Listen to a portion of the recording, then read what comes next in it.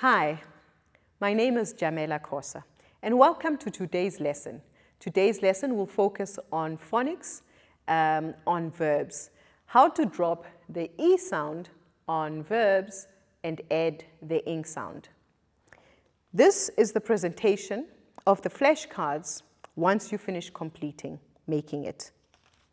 What you will need an A4 white piece of paper, you will need a ruler, you need a pencil, scissors, and a rubber for just in case. Right, on your A4 piece of paper, you will fold the piece of paper in thirds, only one part of the third. You will fold it so that it creates a flap. This flap will hide the E sound. Now what I like doing is I use this ruler to create the lines. It makes it easier for me to write without making a mess. It doesn't really matter how many lines you are making, as long as you can introduce the concept. And depending on the number of words that you want to discuss, you can also use a smaller ruler. Right, one thing I love about this lesson is that it looks at the different rules of the verb sound using the ing ending. So now the reason I have made the flap is to hide the ending E. Okay, you're going to use the ruler to just draw dotted lines so that your words are centered down the middle. I'm going to use the word take, and I'm going to add my E endings, which will be hidden by the cover when I add my ing sound. On the end, I add my ing sounds. Okay. You can ask your students to give you examples, and the nice thing about asking your students is that they have to think carefully about which verbs have got the E sound. So, can I use the word catch? No, I can't use the word catch because it does not have an E at the end. It's a regular verb, but it has no E. What about the word take? Yes, take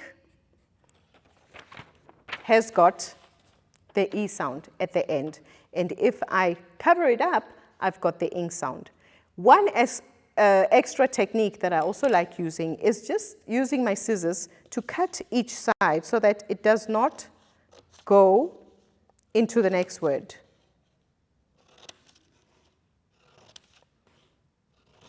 Okay, and so each ing will flap over, just for less distraction as you introduce each new word. And as you can see, you've got room to add all your other words. So now I'm going to show you one that I have already prepared. Because you're teaching the grade 3 level, it's always nice to take it a step further. So you've discussed which verbs have got an E ending and which can therefore take an ing.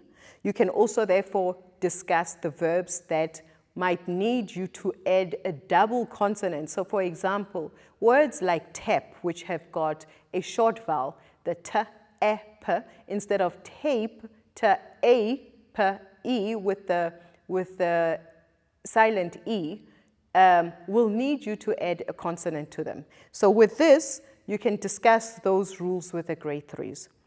A further step that you can add is ask them to put the word in context. Now, when introducing words, you need to put the words in context. So, for example, on mine, I have said, I love taking walks in the park. So you can see the change. The word has changed from take to taking. This next one is, my sister is good at baking cakes.